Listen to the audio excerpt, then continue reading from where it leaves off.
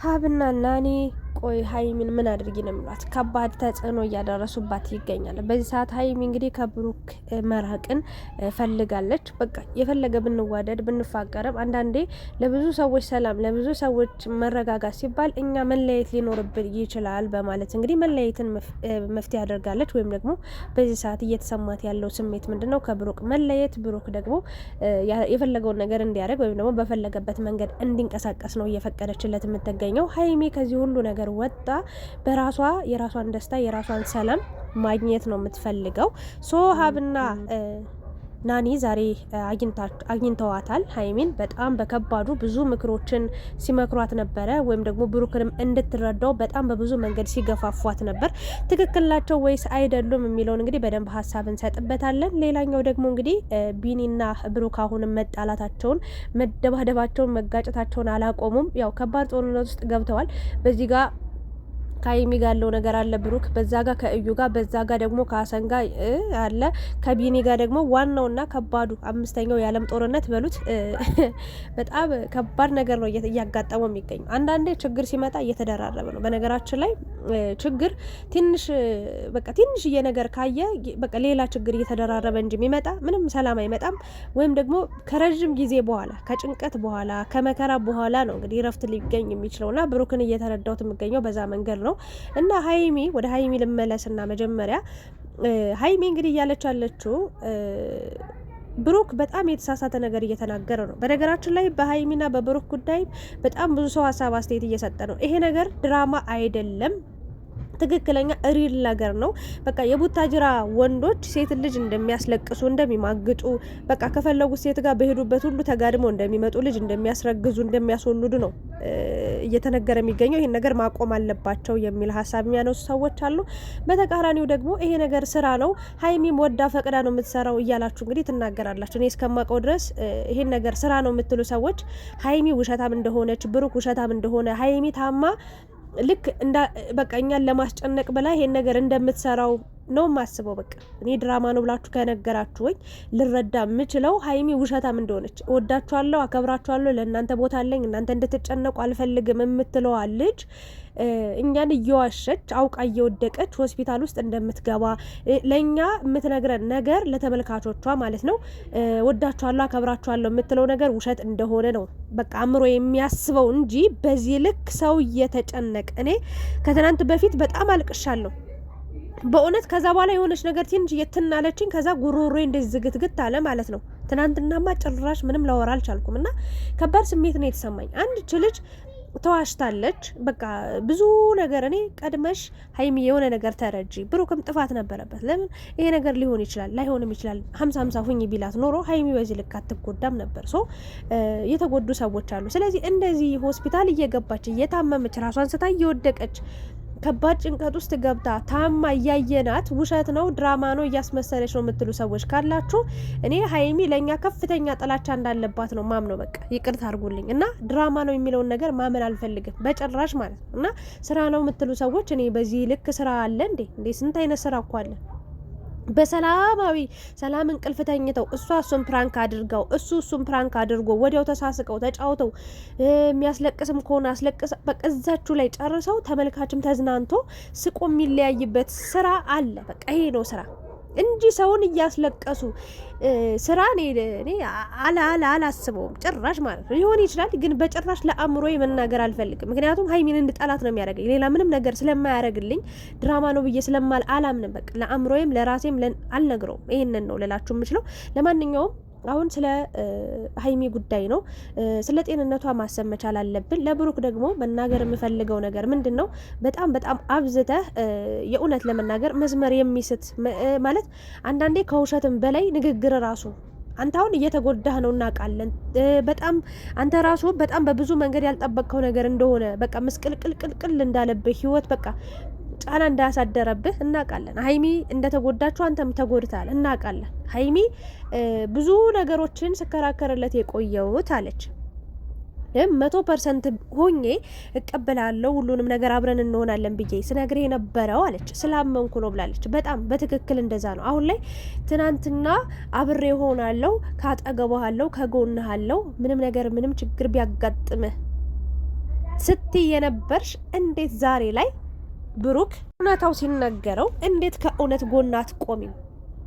ገባሽ? ትናንትና የተረዳሁሽ፣ ትናንትና ያወቅኩሽ፣ ትናንትና የወደድኩሽ ከብሩክ ጎን ምንም ችግር ቢያጋጥም ምንም ነገር ብትሆን አለውል ብለሽ አብረሹ የቀጠልሽለት ነው። አሁን ላይ ደግሞ ካንተ ጎን አልቆምም ብለሽ በችግሩ ጥለሹ የምትሄጂ ከሆነ እንዲህ ምትሮጪ ከሆነ እንዳላይሽ እያላችሁ የምትሳደቡ ሰዎች አላችሁ። አንዳንዴ በራሳችሁ ቦታ ላይ እግዚአብሔር ምስክሬን ነው ብላችሁ የእውነት የጠሉት ይደርሳል የፈሩት ይወርሳል ነው ምናምን የሚባል ነገር አለና አንዳንዴ በእኔ ህይወቴ ነገር አጋጥሞኝ ቢሆን እንደ ሴት አንዳንዴ ወንድና ሴትን አንድ አርጋችሁ የምታዩ ሰዎች አላችሁ። ወንድ ልጅ ነግሬያችኋለሁ፣ መድኃኔዓለም ብዙ የሚጠግኑት ነገሮች አሉ። ልቡ ግማሽ ግማሽ በግማሽ ነው ሴት ልጅ የሚያፈቅር። ሴት ልጅ አንዴ ካመነችበት አንዴ ከገባችበት ለዛ ወንድ ነፍሷን እስከ መስጠት ትደርሳለች። ወንድ ግን ከ105% የሚሆነው እንደዛ ሊያደርግ ይችላል። ከዛ ውጭ ያለው ግን በግማሽ ልቡ ነው የሚያፈቅረው። በቃ ተስፋ አለው። በእውነት ነው የምላችሁ። እና ሴት ልጅና ወንድ ልጅ እኩል መሆን የለባችሁም። እና ሀይሚዬ እውነት አላት፣ 100% ሀይሚ እውነት አላት። ሀይሚ እውነት አላት ማለት ብሩክ ደግሞ ምንም አይነት እውነት የለውም ማለትም አይደለም። ሁለታቸውም የራሳቸው እውነት አላቸው። ግን የልጅቷ ጉዳይ ደግሞ አሁን እኔ ሳስበው ብሩክ ከዱሮም ጀምሮ ያነጋገር ስልት የለውም፣ ወይም ደግሞ ያነጋገር ልምድ የለውም፣ ወይም ደግሞ ሰዎችን የማስረዳት አቅም የለውም። አንዳንዴ ተፈጥሮም ነው እና ይሄ ነገሩ የጎዳው ይመስለኛል። እች ልጅ አሁንም 100% የብሩክ ልጅ መሆኗ የተረጋገጠ አይመስለኝም። ግን በዚህ ሰዓት ብሩክ ሁላችንም ልጅቷ የብሩክ እንደሆነች በፊትም በጥርጣሬው በንግግሩ የእሱ ልጅ እንደሆነ ስንጠራጠር ቆየን። መጨረሻ ላይ ደግሞ ይሄን ያደለችም ብሎ ምሎ ተገዝቶ ተናገረ። ሀይሚዬም ስትጠይቀው ተገናኝታችሁ ከማውራት ውጪ ሌላ ያረጋችሁት ነገር የለም ወይ ስትለው 100% ምንም እንዳላረገ ለምን እንዴት ይኛለሽ ብሎ እንኳን በጣም ሲቆጣት ነበር። ምን አይነት ሰው ነሽ? በጣም እንደው ቪዲዮ ቆርጠው ቲክታክ ላይ ፖስተውት እያየው ነበር፣ አስታወስኩትና ሲቆጣት ነበረ። አሁን ላይ ደግሞ እንደዛ ብለን በቃ የሱ ልጅ አይደለችም ብለን አምነን ገደል ግቢ እያልን እዩን ስንሳደብ ከርመን አሁን ደግሞ ድጋሚ ልጅቷ ስትመጣ አቅፎ ልጅን ላሳድግበት ማለት ጀመረ። ይሄ አብራ ላለች ሴት፣ ነገ ተስፋ ላረገች ሴት፣ ነገ ካንተ ጋር ብዙ እርምጃን ብዙ ህይወትን ለመቀጠል ላሰበች ሴት ምን ያህል እንደሚሰብራት ብታቅ ኑሮ በዚህ ልክ ይሄን ያህል ቃል አትናገርም ነበርና እኔ ልል የምችለው ነገር ብሩክ ምንድነው እውነት እንዳለ እናውቃለን። ነገ እውነታ ወጦ ሀይሚም ተረድታ ወደ ነበረበት ሁሉ ነገር እንደሚመለስ አምናለሁ። ደግሞም ይሆናል። እመኑኝ፣ የጊዜ ጉዳይ ነው። ጊዜ የሚፈታው ነገር ነው።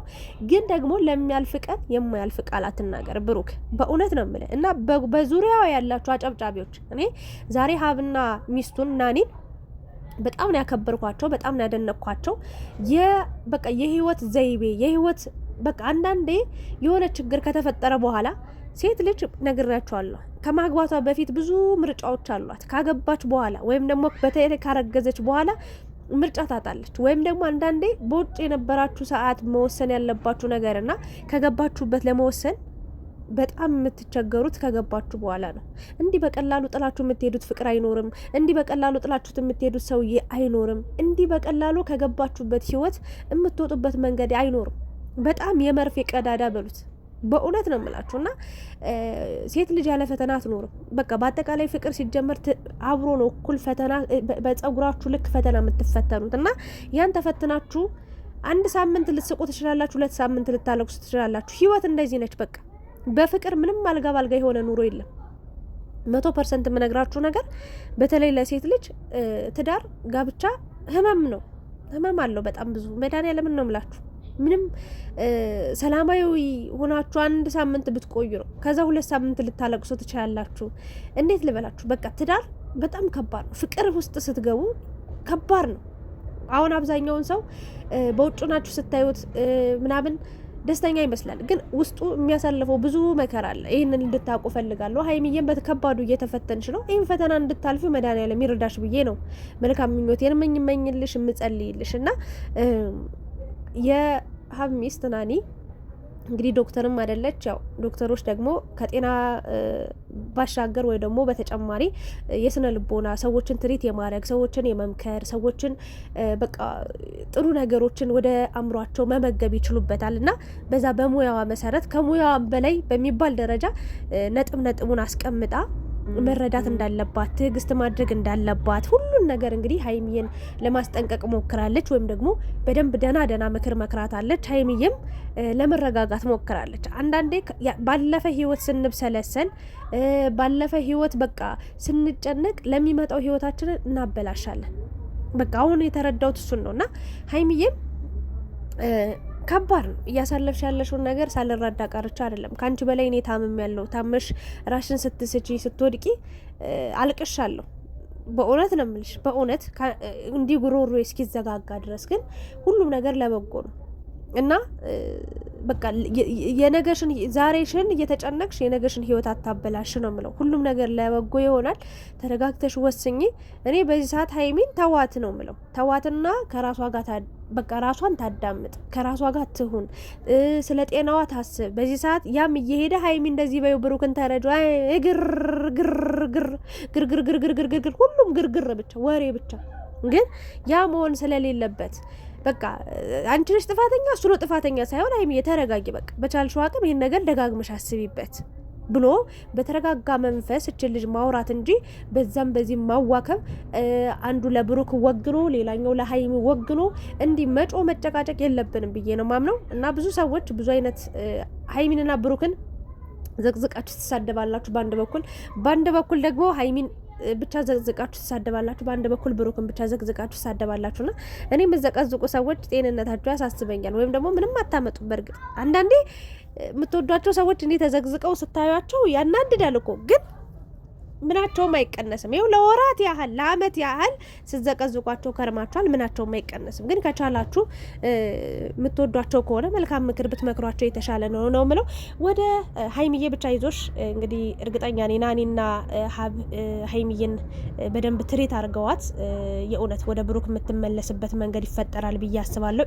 እግዚአብሔር በፈቀደ ቀን ሀይሚና ብሩክ አንድ ሆነው ይመጡልናል ብዬ አምናለሁ። እግዚአብሔር ይርዳቸው፣ ከነሱ ጋር ይሁን እላለሁ።